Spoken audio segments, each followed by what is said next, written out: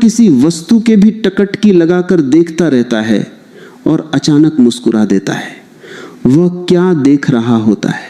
वह बाहर कुछ नहीं देख रहा होता। उसकी ऊर्जा अभी पूरी तरह से बाहर की दुनिया की तरफ नहीं बही है। वह अपने भीतर के उसी प्रकाश को, उसी आनंद को अनुभव कर रहा होता है जो इस बिंदु के पीछे छुपा है। लेकिन जैसे जैसे वह बड़ा होता है, हम उसे सिखाते हैं कि बाहर देखो, अक्षरों को पढ़ो, पैसों को गिनो, लोगों को पहचानो। धीरे धीरे उसकी दोनों आंखें पूरी तरह बाहर की गुलाम हो जाती हैं और वह अपने भीतर के उस सुंदर शांत केंद्र को पूरी तरह भूल जाता है। तुम्हारी ये जो भूलने की आदत है, यही तुम्हारे जीवन के सारे दुखों की जड़ है। तुम अपने ही घर के मालिक हो, पर तुम रास्ते पर भीख मांग रहे हो। तुम उस भिखारी की तरह हो जिसके पास एक बहुत बड़ा सोने का घड़ा है, जिस पर वह सदियों से बैठकर भीख मांग रहा है। वह राहगीरों से कहता है कि मुझे एक सिक्का दे दो, मुझे भूख लगी है। एक दिन एक समझदार राहगीर वहां से गुजरता है और वह उस भिखारी से कहता है कि तुम जिस घड़े पर बैठे हो, जरा उसके भीतर तो झांक कर देखो, तुम किस चीज पर बैठे हो। जब वो भिखारी उस घड़े को खोदता है तो वह देखता है कि उसके भीतर तो इतना सोना भरा है कि वह पूरे देश को खरीद सकता है। तुम्हारी स्थिति भी ठीक वैसी ही है।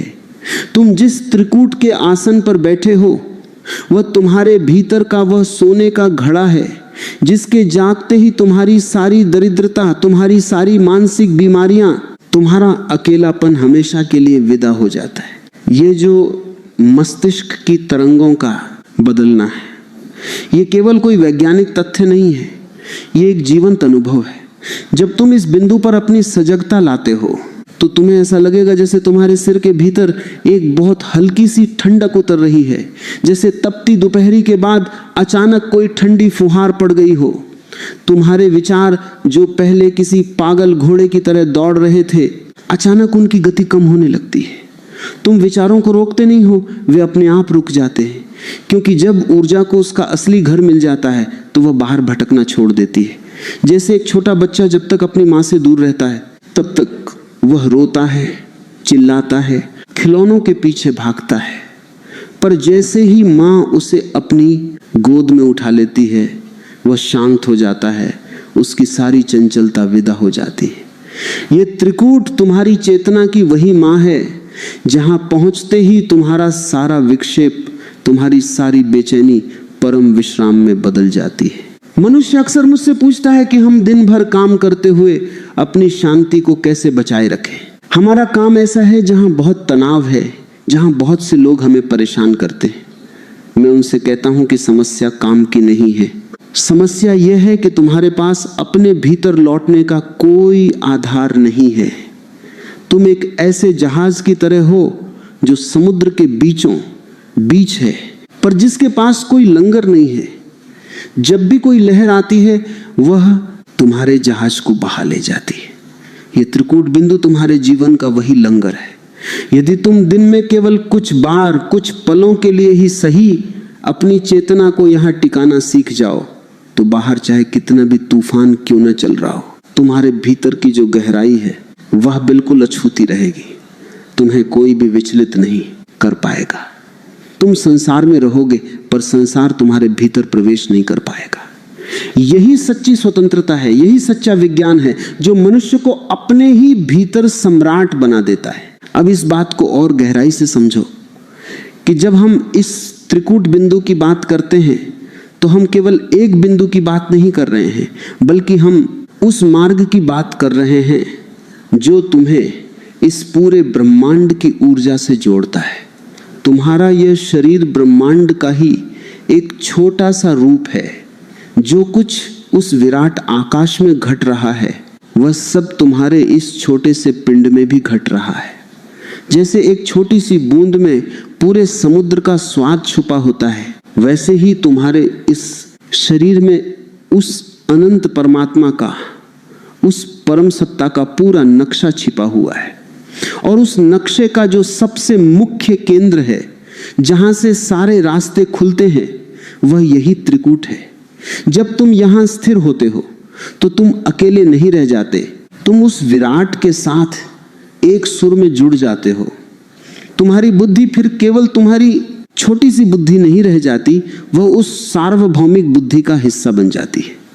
तब तुम्हारे जीवन में जो भी निर्णय होते हैं वे बिल्कुल सही और सटीक होने लगते हैं, क्योंकि अब तुम अपनी छोटी सी आंख से नहीं देख रहे हो, बल्कि तुम उस तीसरी आंख से देख रहे हो जो सब कुछ साफ साफ देख सकती है। तुम्हारी भीतर की यह यात्रा अब उस परम रहस्य के गर्भगृह में प्रवेश कर रही है, जहां शब्द भी मौन होने लगते हैं। तुम्हारी रीढ़ की हड्डी के भीतर, तुम्हारे इस अदृश्य सूक्ष्म शरीर में ऊर्जा की 3 परम शक्तिशाली नदियां निरंतर बह रही हैं। प्राचीन ऋषियों ने इन्हें ईड़ा, पिंगला और सुषुम्ना नाम दिया है। ईड़ा तुम्हारी बाईं ओर की धारा है जो चंद्रमा की शीतलता से भरी है। यह तुम्हारे भीतर की कल्पना, तुम्हारी कला, तुम्हारी संवेदनशीलता और विश्राम का आधार है। पिंगला तुम्हारी दाईं ओर की धारा है जो सूर्य की प्रखर अग्नि से संचालित है। यह तुम्हारा पुरुषत्व, तुम्हारा तर्क, तुम्हारा साहस और संसार में लड़ने की तुम्हारी शक्ति है। मनुष्य का पूरा जीवन इन दोनों धाराओं के बीच पेंडुलम की तरह डोलता रहता है। कभी तुम ठंडे पड़ जाते हो, भावुक हो जाते हो, तो कभी तुम क्रोध और वासना की अग्नि में जलने लगते हो। लेकिन इन दोनों के ठीक मध्य में एक तीसरी गुप्त नदी बहती है जिसे सुषुम्ना कहते हैं। सुषुम्ना शून्यता का मार्ग है, परम संतुलन का मार्ग है। और ये तीनों नदियां तुम्हारे पूरे शरीर की यात्रा पूरी करके जिस महासंगम पर आकर एक दूसरे में विलीन हो जाती हैं, उसी परम पावन स्थान को त्रिकूट कहते हैं। जब तक नदी अलग अलग बहती है तब तक उसकी शक्ति बिखरी होती है। गंगा अलग बहे, यमुना अलग बहे, तो उनका प्रभाव सीमित है। लेकिन जहां उनका मिलन होता है वहां एक महातीर्थ बन जाता है। तुम्हारे भीतर का यह त्रिकूट वही महातीर्थ है। जब तुम्हारी ईड़ा की शीतलता और पिंगला की उष्णता इस बिंदु पर आकर एक दूसरे से टकराती हैं, तो वहां एक बहुत बड़ा ऊर्जा का विस्फोट होता है। यह ठीक वैसा ही है जैसे बिजली के 2 तार, एक पॉजिटिव और एक नेगेटिव, जब आपस में मिलते हैं तो एक तीव्र प्रकाश की चिंगारी पैदा होती है। जब ये दोनों धाराएं त्रिकूट पर मिलती हैं तो बंद पड़ी सुषुम्ना नाड़ी का द्वार अचानक खुल जाता है।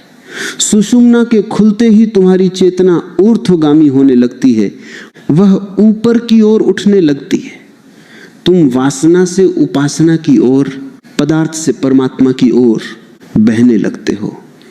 इस मिलन की कथा इतनी रसपूर्ण है कि जिसने भी इसका स्वाद एक बार चख लिया, वो फिर कभी इस संसार के छोटे मोटे सुखों के पीछे अपनी ऊर्जा को नष्ट नहीं करता।